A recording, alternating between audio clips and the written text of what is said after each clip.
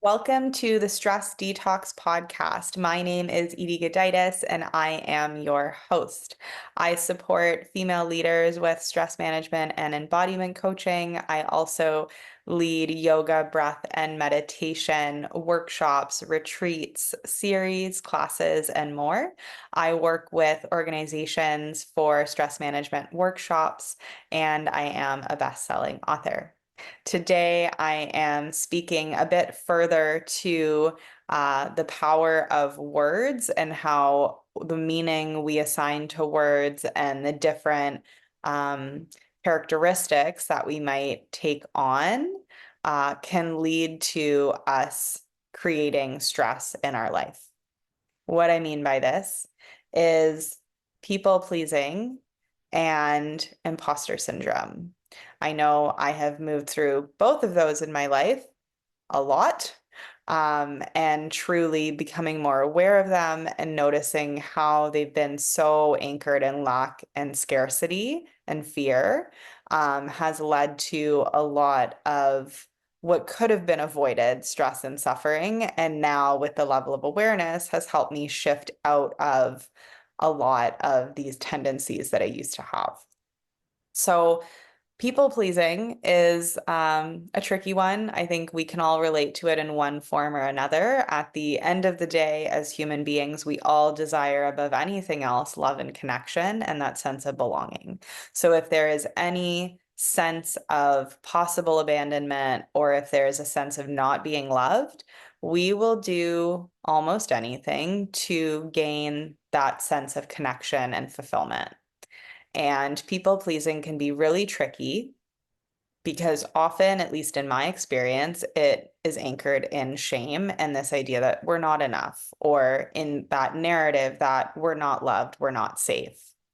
And people pleasing can keep us then cycling through like fight and flight and even freeze and functional freeze in some cases, because we want to make sure that we're constantly accepted. We want to make sure that we're constantly liked. We want to make sure that we're constantly part of the group. And this can come as early as childhood when maybe our parents have disagreements within their own relationship and we don't want to create any more turmoil. So we are constantly pleasing them to ensure peace and safety. Or maybe it's within school, we're really high achievers and also are constantly like striving for that bit of feedback because we want to make sure that, again, we're loved and that we feel safe. So people pleasing is really interesting to just be aware of and notice, how does it come up in your life, in the past, in the present? What are some tendencies that you might have that are people pleasing tendencies? And what are they anchored in? What thought process are they anchored in? What story, what sneaky narrative is running the show in the subconscious that is driving you to continue to please others above yourself? People pleasing is tricky because often we place our needs below others. And it's the constant, well, I want to make sure everyone else is okay before I'm fine, or I want to make sure that I act how I think they want me to act to make sure that, again, I don't rock the boat. And when we do that, we silence our truth. When we do that, we communicate to ourselves, they're the more important one, I don't matter. And that's really tricky because it's triggering a stress response that we're trying to avoid happen. We want to create safety, but through people pleasing, we are ignoring our own internal dialogue. And that's communicating to the body that it's not as important. And our body then is going into this stress response, and we're in a stress response of like, did I do the right thing? Are they okay? Am I safe? Are they upset? Do I need to do something else? So we're always then on this high alert and like very high criticism of self and high judgment of self and like this micromanaging of self, intense control to make sure that whatever we're doing is not rocking the boat. So people pleasing can really be a connection with having a lot of stress in your life, feeling a lot of overwhelm, feeling a lot of anxiety. Also, if you notice you feel bitter, frustrated, resentful, I know I moved through all of that when I was especially in my teens and 20s. There was a lot that I was navigating. I was definitely locked in people-pleasing tendencies. It's something I am still working on. I think part of it is humans and it's ingrained in us generationally, and it's something that I'm working on. As well as caregiving, being a caregiver in my family and being that person that was keeping an eye on things within the family and making sure people's needs were met and that they were okay and getting maybe the emotional support that I thought they needed or that they literally did come to me for. So it's fascinating to notice, like what are the personas that you kind of have taken on throughout your life, and are the ones you currently uphold, are they still relevant? Have you outgrown them? Are you able to let them go so that you can show up in a way that is the most integrated, truthful version of who you are and allow yourself to shine brightly for the fullest expression that you're here to share with the world? So, people pleasing is definitely something linked with stress and anxiety, again, where the thoughts going to fear and lack trigger that survival stress cycle of needing to act, to fight, flight, or freeze. And we have that adrenaline moving through the body. And if we're not actually honoring the impulse to move, then we're stuffing that down. And then we need to take time later in the day to process whatever we felt in that moment out of the body. So, in my experience with caregiving, for example, and being kind of a mediator with my parents at certain points in my childhood, or feeling like a therapist at certain points. And I know they were doing their best, and I know that they love me deeply, and I know that life was hard at times. As an adult, I see that. It makes sense.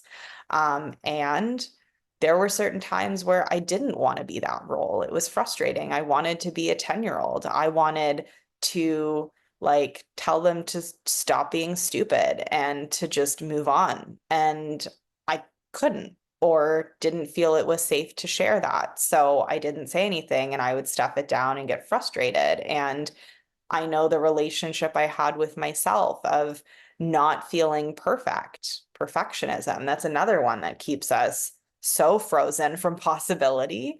Um, Growing up in dance, again, not feeling I was the perfect body type, not feeling I was the perfect definition of beauty or success or whatever. I had so much anger that I felt towards myself of not meeting the definition of whatever I believed society had given it and expected of me, that it created a ton of anger and fear within me.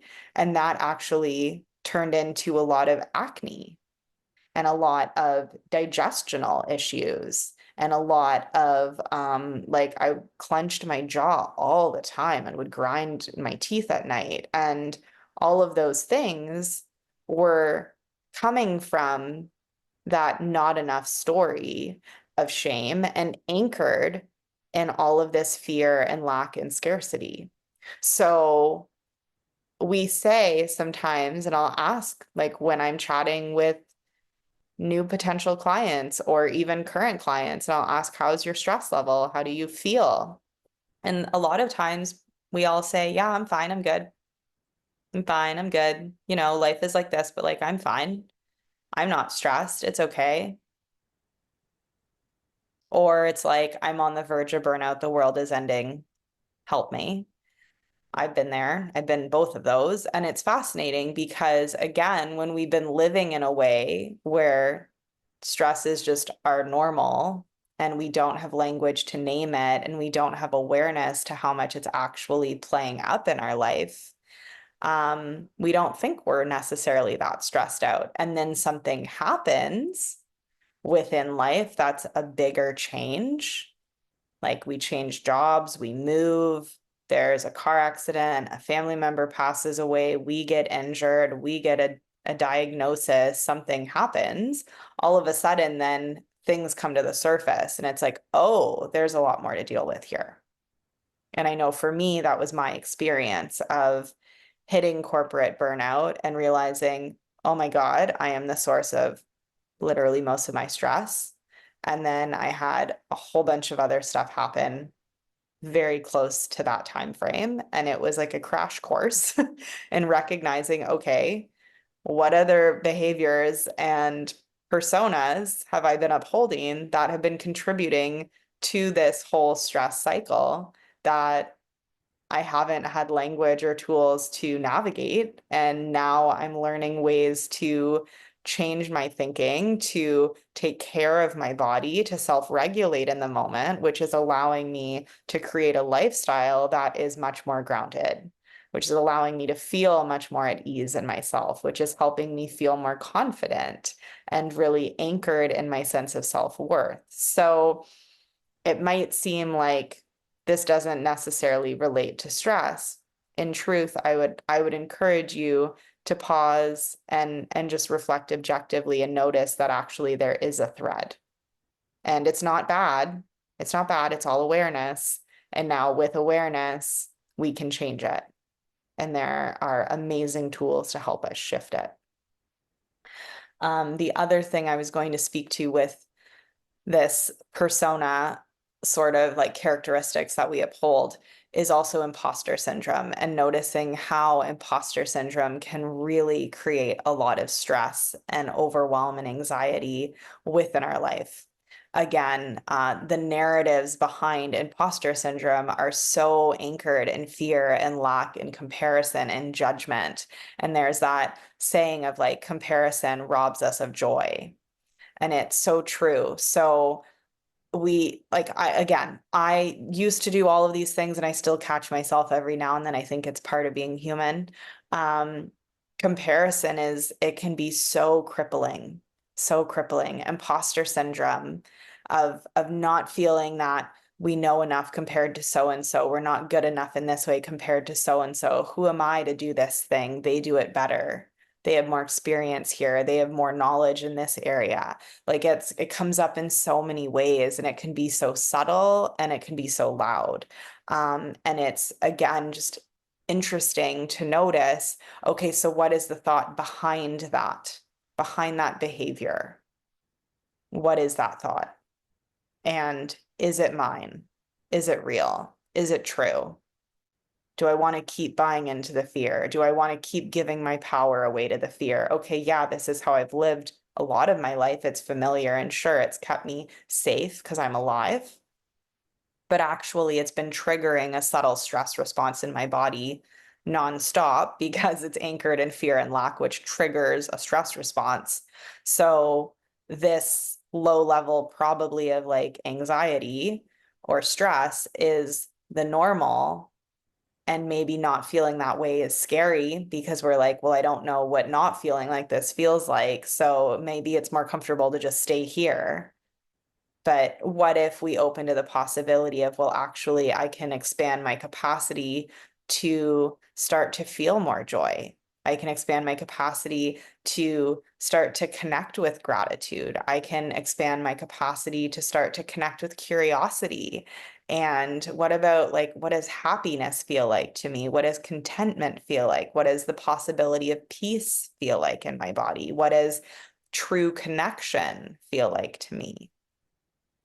And so from getting curious to other ways of being, to other frequencies that we can start to feel in our body, from beginning to dismantle old personas that we've upheld, old behaviors, titles, roles that we've fulfilled, then it frees us to experience life in a way that we never have, and is far greater than often what we even imagine.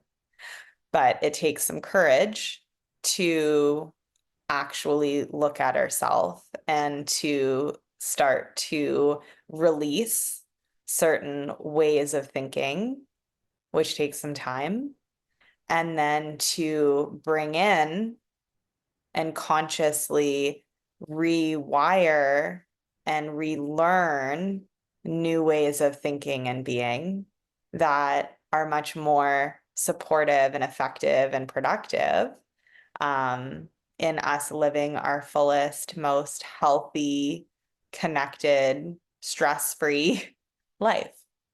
So again, I hope you take time to think on these perspectives, and I hope that this brings you a little bit of clarity within your own life, and that you might pause and just write down, like, what are all the personas or the roles that I uphold? I know for me, it used to be perfectionist, people pleaser, caregiver, pillar of strength, imposter syndrome. Like those were all major ones for me. Workaholic was another one.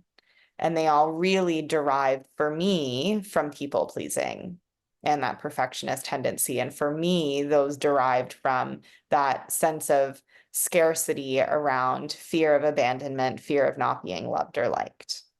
So it's amazing what we can like link it back to. And then we notice, well, okay, that is what it is. And I am liked, I am appreciated, I am connected, I feel safe in my body. So then what are some new ways of being that I want to show up? And are these actually serving me now? Again, they might have served as a purpose in the past, which is great. You're alive, you're here, right? So our body keeping us alive, it did that. That's awesome. And is it still relevant now? That's the beautiful thing of life. Like I often say to clients and friends and family and myself, it's like I feel we're here to learn three things. We're here to learn how to let go and surrender. We're here to grow, transform, and we're here to learn about love. And love really is the practice of surrender and transformation. It's this constant letting go to let in. And it's this constant like just it's, I don't know, for me it's like circular energy that's expansive, and it's just all about taking up space and fully expressing ourselves. And the more that we curiously notice all these things about ourselves and really start to understand the ways that we have been operating from that space of survival, we can shift it, and then it allows us to really shine as brightly as we're meant to shine, and to yeah, just be this most beautiful version of who we're here to be, anchored in love and abundance and possibility instead of fear and scarcity and lack. So again, I hope you enjoyed this episode. Hope you have a beautiful day. As always, please like, comment, share, reach out with any other questions you might have. I am happy to chat, and I hope to see you again soon. Thanks for listening. Bye.